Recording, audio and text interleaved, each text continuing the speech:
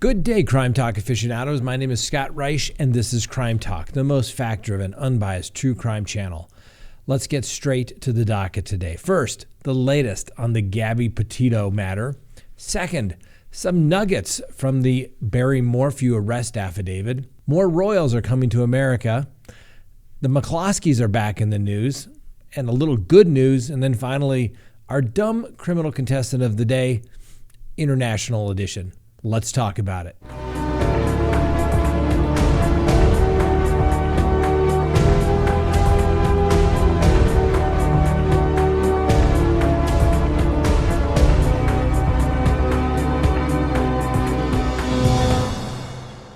Good day, Crime Talk aficionados. This is Crime Talk. My name is Scott Reich. Thanks for watching. We have a busy docket, but before we get started on that, a couple of things. First, we are going live tonight, 6 p.m. Mountain Time. Please join us immediately following our live show. We will do our Patreon show, which gives our Patreon members the opportunity to call in and chat and have questions, along with some hopefully good conversation. All right. First, now, we never know exactly when tragedy or a natural disaster is going to strike, but the one thing you know you need to do is to be prepared. And what's the best way to be prepared for the unexpected? Well, you're going to need food and you're going to need water. Where should you get the food? You're probably not going to be able to run down to the local grocery store, so that's why you need to go to CrimeTalkPrep.com and sign up and get your 4-week supply of emergency food rations. You're going to get $50 off and free delivery. You'll be happy you did. Go to CrimeTalkPrep.com. All right, let's get straight to the docket. Obviously, the Gabby Petito matter. Well, a National Park Service ranger who responded to a domestic violence incident between Brian Laundrie and Gabby Petito in Utah last month warned the woman that her relationship with Laundrie seemed toxic. Melissa Hulls, the Visitor and Resource Protection Supervisor at Arches National Park, said that she was probably more candid with her than I should have been. Now, by the time Hulls responded that day, Petito, 22, was sobbing in the back of a police cruiser, and the ranger approached her knowing that the Long Island native might be more comfortable speaking with a woman during the emotional ordeal. Now, Hulls was imploring with Gabby to reevaluate the relationship and asking if she was happy being in a relationship with Laundrie. She even said that this was an opportunity for Gabby to find another path and to make a change in her life. Now, police responded after a 911 caller reported seeing a man slapping a woman in the face. According to the new audio obtained, the audio contradicts a police report that portrayed Petito as the aggressor, stating at one point that she began slapping him after he told her to take a walk to calm down. Police body cam footage of the incident has been released by the Moab City Police Department. Now, Hulls was also wearing a body camera, but said she has not looked over that particular footage. And she says, it's hard not to second guess myself, and I wish I had said more or wish I had found the right words to make her believe that she deserved more. In other Gabby Petito news, a search warrant issued last week shows that authorities in Northport, Florida, obtained a hard drive from a computer that was found in Petito's vehicle 4 days after she was reported missing. The warrant authorizes investigators to withdraw possible evidence from the hard drive, including digital forensics, passwords, and records of online communications. Now, new documents present a new account of Petito's last communication with her parents. It was previously reported that Petito received a text message from Petito on August 30th that read, "No service in Yosemite," which raised eyebrows since Yosemite is in California and Gabby was supposed to be in the national park in Wyoming. Gabby's mother, Nicole Schmidt, previously told authorities that she thought this text might not have been sent by her daughter. These newly released documents show a text message Petito sent to her mother on August 27th in reference to a man believed to be Petito's grandfather. The message read, "Can you help Stan?" I just keep getting his voicemails and missed calls. Petito's mother was concerned something was wrong with her daughter since she never refers to her grandfather as Stan. Meanwhile, back at the Laundrie house in Florida, FBI agents spent most of yesterday executing a search warrant regarding the search of the home in connection with Gabby Petito. Initially, the FBI escorted the parents out of the house and into a van parked in the front yard. After about an hour, the couple was allowed back into their home. The FBI also towed Brian Laundrie's Ford Mustang from the property Monday afternoon. Christopher and Roberta Laundrie told detectives on Friday that their son had left the house to go hiking 3 days earlier, and they hadn't heard from him since. Well, search teams have been searching the Carlton Reserve all day on Saturday and Sunday, but on Monday said they'd exhausted all avenues and would not return to the reserve. They were still searching for Laundrie, according to the police. On Tuesday, Northport police spokesperson Josh Taylor said in an email statement that investigators were returning to the Carlton Reserve to resume the search for Laundrie. In the email statement, Taylor warned teams, saying this is a dangerous work environment for the search crews as they are wading through gator and snake-infested swamps and flooded hiking and biking trails. The Northport police tweeted pictures this morning of police vehicles and drones searching the reserves with the caption, "By land, by air." Now, the Laundrie family attorney had scheduled a press conference for today, but has since canceled, giving no reason as to why. Also today, a medical examiner is scheduled to perform an autopsy on the human remains found in Wyoming on Sunday. The autopsy is expected to provide a positive identification and information about the cause and manner of death. Obviously, everyone believes these are the remains of Gabby Petito. We will keep you apprised of any new developments. We'll see if old Brian Laundrie harmed himself, or did maybe his parents give him a head start with the authorities. Let me know in the comments what you think. All right, well, yesterday we brought you the news that the 130-page arrest affidavit was finally released in the Barry Morphew matter, and he posted, get this, a $500,000 cash bond. Do you think you could do that? Do you think that you would have somebody that would post $500,000 for you? Barry does, and his daughters were there to greet him.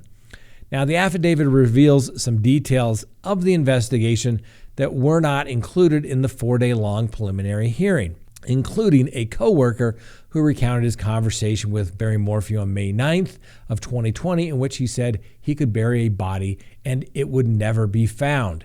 You have to take these with context, and also the district attorney must not have had great confidence in this statement, otherwise they would have brought it to the preliminary hearing. Now, the affidavit further states that Morphew refused to take a polygraph test. Now, remember, you don't have to take a polygraph test, and polygraph tests are not admissible in court because they are deemed unreliable. They are simply a tool of interrogation.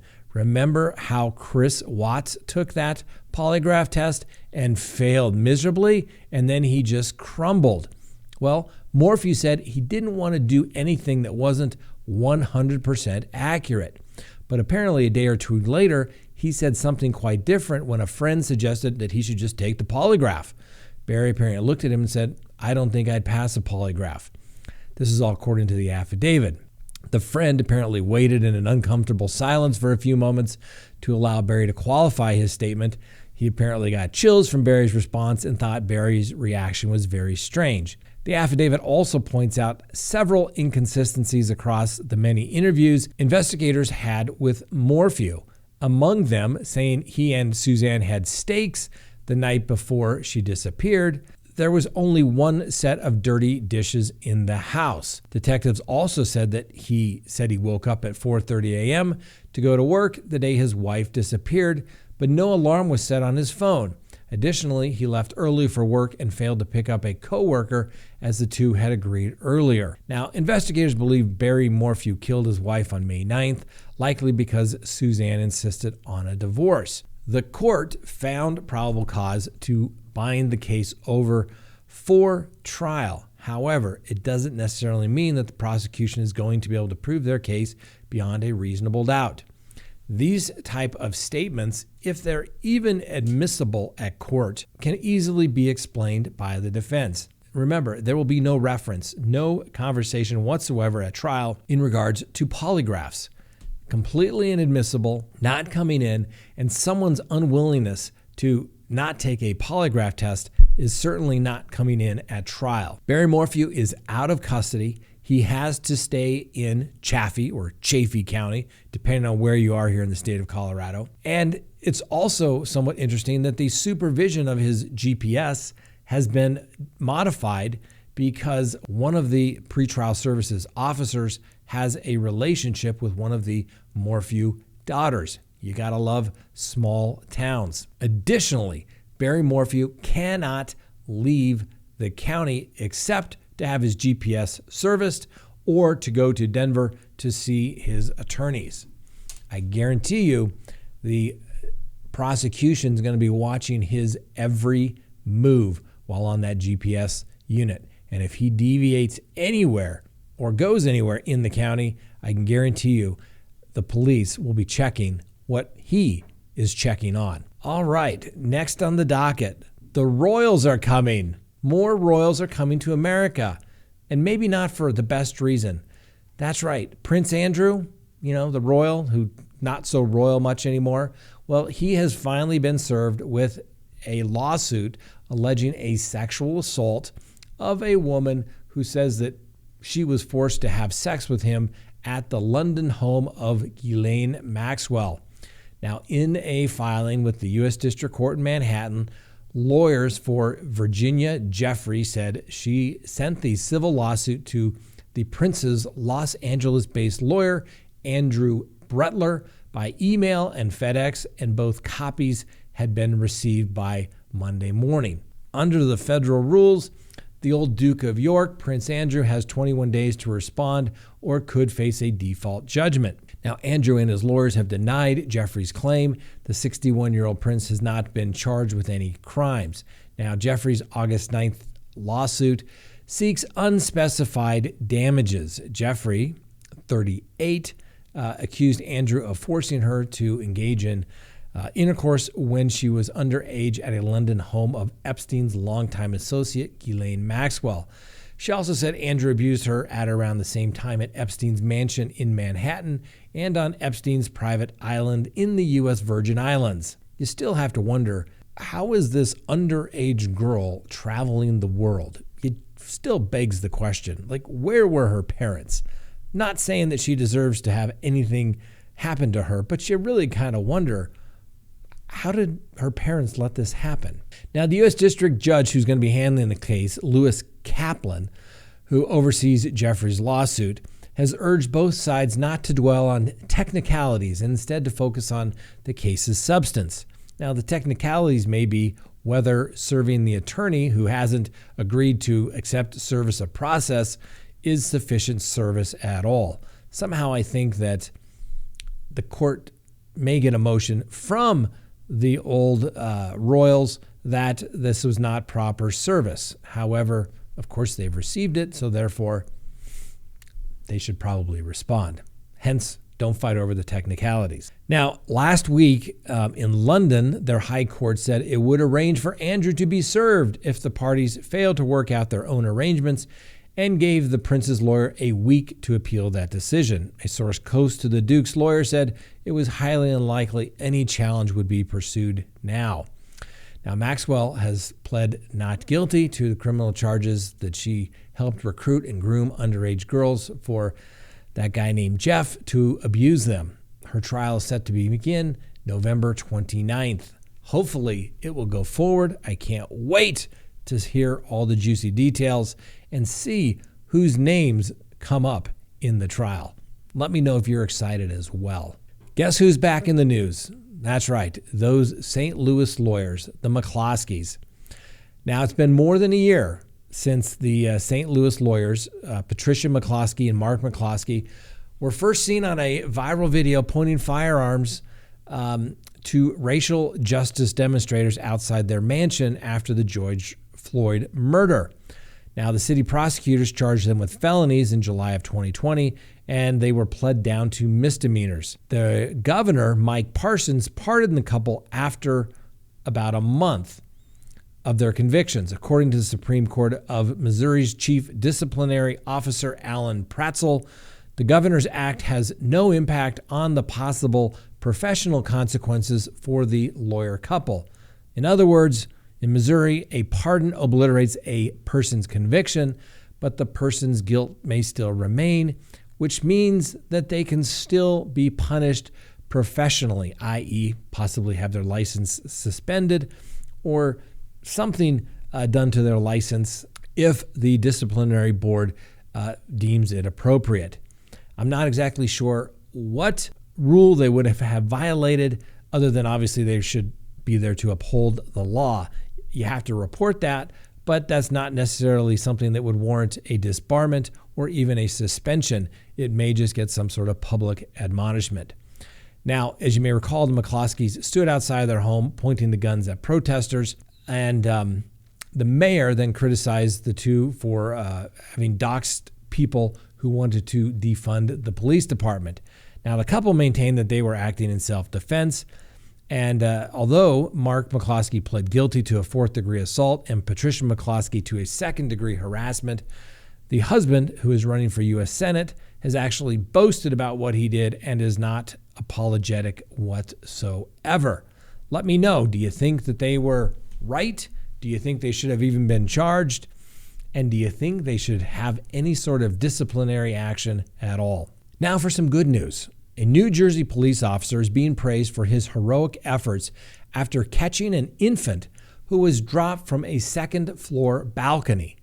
On Saturday, officers from the Jersey City Police Department responded to an alarm report of an infant being in danger after an unidentified man threatened to throw the 1-month-old baby from the second-story window. When authorities arrived to the scene, they surrounded the building and attempted to negotiate with the man. However, he eventually did throw the infant. The Hudson County Prosecutor's Office said Officer Eduardo Matute sprang into action and safely caught the child. Following the incident, Faloup shared a photo on Instagram of Matute holding the baby while at the hospital, noting that the child was not physically harmed from the incident. Jersey City spokesperson Kimberly Wallace said the man was arrested and charged with attempted murder, aggravated assault, and endangering the welfare of a child. The Jersey City Police Officer Benevolent Association President Joe Casolini also applauded first responders Joseph Casey and Officer Edward Matute. Nice job, officers. Nice to hear great things going on in the community instead of always some bad news. Now, obviously, the man that wanted to throw the child from the window, he needs to be prosecuted to the fullest extent of the law. Next on the docket, our dumb criminal contestant of the day. International edition today.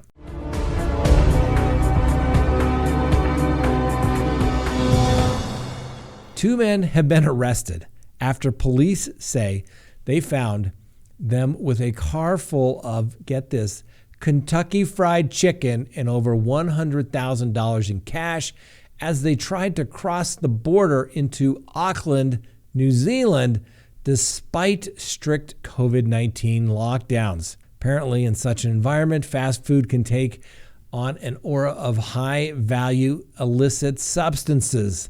Last week, a man was charged by police officers after posting on social media a video of him crossing the Auckland boundary in search of McDonald's. Now, in this case, close examination of the police evidence photos revealed at least 3 buckets of chicken and up to 10 tubs of coleslaw and an undisclosed quantity of fries. Although it seems frivolous, this apparently was quite a serious breach in New Zealand in their lockdowns. The men will appear in court for breaching the health order, and police say further charges were likely. Now, these two gentlemen, I don't know what you can say. KFC has become the new crack in New Zealand, or the mere fact that they're on lockdown, is that enough to make the dumb criminal? Well, the fact that these guys would risk fast food to become a criminal speaks highly of their desire of fast food, but the fact that they were more than likely going to sell it makes them the dumb criminal of the day. Congratulations, gentlemen. You made it. You can't make this stuff up. All right. Thanks for watching, everyone. We'll see you tonight, 6 p.m. Mountain Time for our live, and then immediately following that, we will have our Patreon show for all our Patreon members. So if you haven't become a Patreon, now would be a good time to do it. Thanks for watching. We'll see you later tonight on Crime Talk.